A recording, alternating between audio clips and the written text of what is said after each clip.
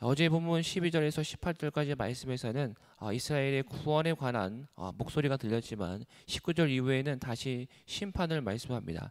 이스라엘은 신뢰할 만한 믿을 만한 자들이 못 됐습니다. 그래서 그들은 남편을 속인 것 같이 하나님을 속이는 자들이라고 오늘 본문에서 이야기합니다.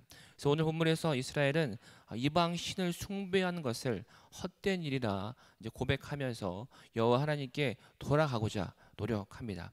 오늘 본문에서 하나님은 어떤 분이십니까? 하나님은 조건 없는 은혜를 허락하시지만 그 은혜에 합당한 충성을 요구하시는 분이십니다.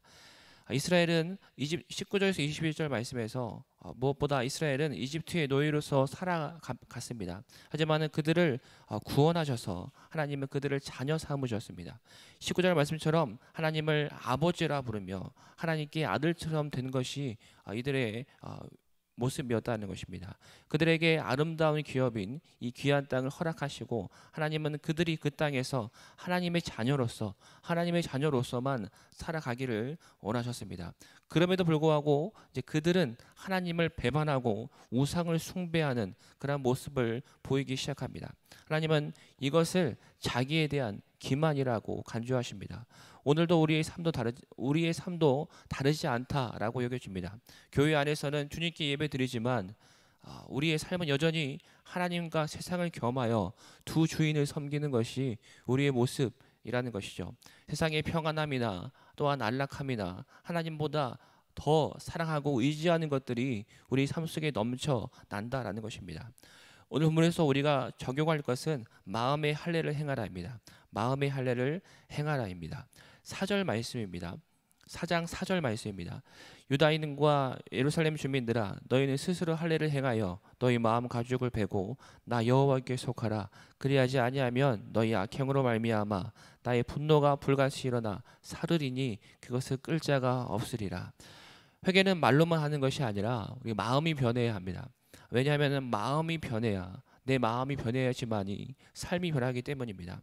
변명하지 말고 우리가 핑계 대지 말고 가져간 것을 당장 멈추고 우리가 우상을 숭배하는 것을 당장 멈추고 두 마음을 접어야 하는 것이 우리의 모습이어야 한다라는 것입니다.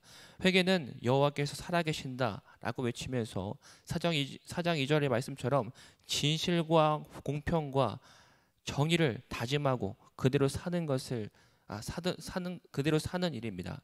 그렇게 내 안에 죽어있던 그리스도를 살아 통치하시는 왕으로 영접하고 순종하는 것, 그것이 온전한 회개의 모습이라는 것이죠. 어쩔 수 없이 이러한 일은 우리가 내 마음에 하나님만으로 살아갈 수 있는 그분이 나를 통치하시고 그분께 순종하는 삶을 살아가는 것이 어쩔 수 없이 이런 일이 더딜 수밖에 없고 그 길이 멀 수밖에 없습니다. 하지만 그렇다 할지라도 우리가 선명한 방향 전환에 나설 만큼 하나님을 떠난 삶이 역겨워야 하고 또한 그 결과가 얼마나 참담할지 우리가 상상할 수 있어야 한다는 것입니다.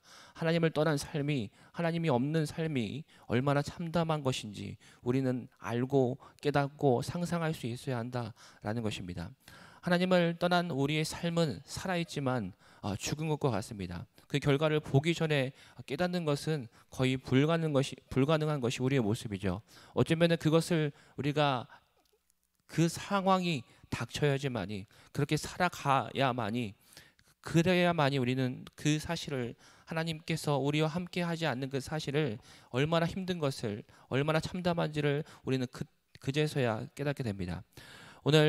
하지만 오늘 저와 여러분의 마음에 무엇보다 두 마음을 접고 세상과 하나님을 겸하여 섬기는 그 두 마음을 접고 살아계신 하나님을 우리의 구원자이신 예수 그리스도를 내 안에 살아계시는 나를 주장하시고 통치하시는 그런 왕으로 영접하고 순종하는 그 한 분만 섬기며 그분의 주인 되심을 우리가 날마다 온전히 깨닫는 오늘의 삶이 될 수 있도록 간절히 소망합니다.